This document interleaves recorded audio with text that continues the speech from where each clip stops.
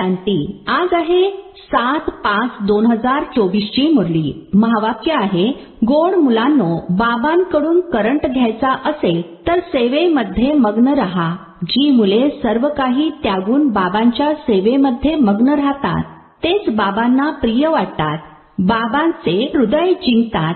प्रश्न आहे, मुलांना स्थायी खुशी का राहत नाही? मुख्य कारण काय आहे? उत्तर आहे, आठवणीच्या वेळी बुद्धी भटकते. स्थिर बुद्धी नसल्या कारणाने खुशी टिकून राहू शकत नाही.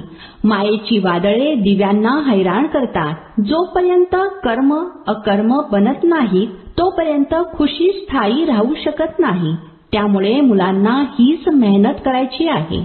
धारणेसाठी मुख्य सारांश आहे. पहिला पॉइंट आहे, कोणत्याही प्रकारची इच्छा ठेवायची नाही.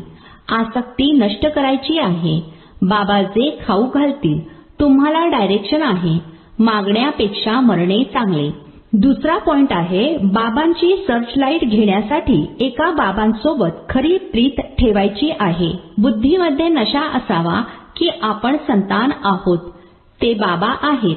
त्यांच्या सर्चलाईटद्वारे आपल्याला तमोप्रधानापासून सतोप्रधान बनायचे आहे.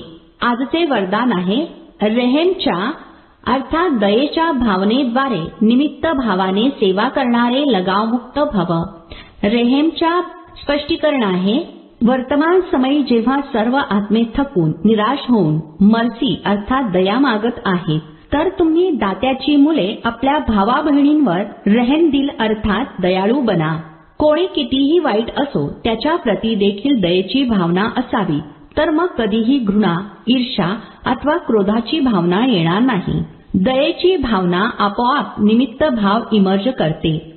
लगावामुळे अर्थात आसक्तीमुळे दया नाही, परंतु खरी दया लगावमुक्त बनवते, कारण त्यामध्ये देहभान नसते.